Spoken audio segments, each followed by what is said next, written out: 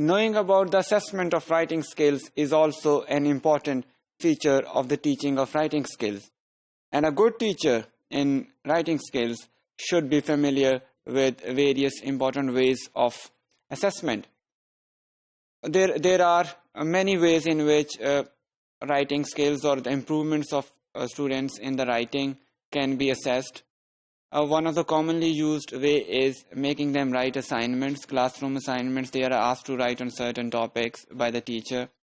But while deciding to make your students write on a certain topic, teachers should be very careful about the decision, about the choice of topics. When they are choosing any topic, they should be clear about the purpose they are going to achieve by selecting that topic, and what kind of skills their students might be able to gain as a result of that writing assignment. Writing just for the sake of writing without a clear understanding of the topic or the purpose of the topic may not be that beneficial. Responding is another key responsibility of a writing teacher, and this is probably considered to be the most important responsibility. However, it's very time-consuming and complex process. In this regard, especially in relation to responding, a teacher might consider certain factors before he responds to a student's writing. For example, he need to look into what are the general goals within the writing course for providing feedback to students. He also need to look into what are the specific goals for providing feedback on a particular piece of writing. What goals he wants to achieve by providing that feedback, and in which areas they are focusing. And next is at what stage in the writing process feedback should be offered, then what form should feedback take. This is very important from an encouragement point of view as well. Some forms of feedback may be discouraging, may make students suffer in confidence. So therefore, teachers should be very cautious while choosing the form of feedback. Who should provide the feedback? This is also very important. And what should students do with the feedback when they receive it? It's not enough that teacher tells them about a feedback. It is also important to tell them what to do with that feedback, how to make maximum use of the feedback provided by the teacher. Goals setting. Teachers need to develop certain goals regarding their responding, and they should develop such responding methodologies which foster their students' improvements in writing skills. A good teacher need to know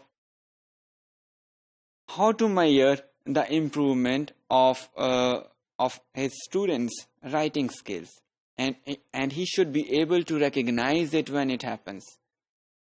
That means that he should be able to see when a certain improvement occurs among his students, especially in relation to writing skills. In setting goals, teachers should focus on a variety of response types as well, and focusing on training students to maximize the benefit of feedback is another skill they need to train their students in. In this regard, teachers can make a strategic use of questions. I mean, they could ask questions in such a way which would provide them important information about their students' knowledge and skill in writing. And in this way, they can identify some gaps in their knowledge as well. It also provides teachers information what their students already know and what they need to know. Teachers in this regard may use open questions because the closed questions only encourage students to recall something.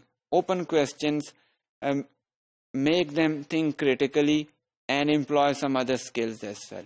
Open questions, for example, is something important? Why is something important?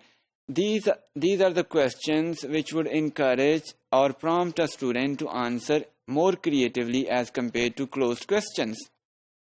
Use of might while questioning is also very helpful because this would encourage students to think about various available possibilities. Comment only feedback is an ideal form of feedback according to many writers, because it encourages students to think creatively and focus on the progress. In comparison, when we have a feedback in form of grades or marks, that might be discouraging for some students, especially for low achievers, and could make some students overconfident as well, who happen to get good scores in the class. Therefore, it's a general norm. We know it's very difficult to practice in many second language learning contexts, but where possible, try to employ comment only feedback, because, as I said earlier, this would help students focus on their progress instead of being discouraged. Peer and self-assessment is also important. Teachers can train their students for peer and self-assessment, and in this regard, they could model the activities which would train them in peer assessment, especially in peer assessment. They could develop or build a learning wall on which different students could place their feedback about the writings of other students. And this could enrich the classroom environment as far as the learning of writing is concerned. Teachers can also provide their students some self-assessment prompts in the beginning, and at the latest stages we could assume that students themselves would be skillful enough to make a self-assessment of their writing.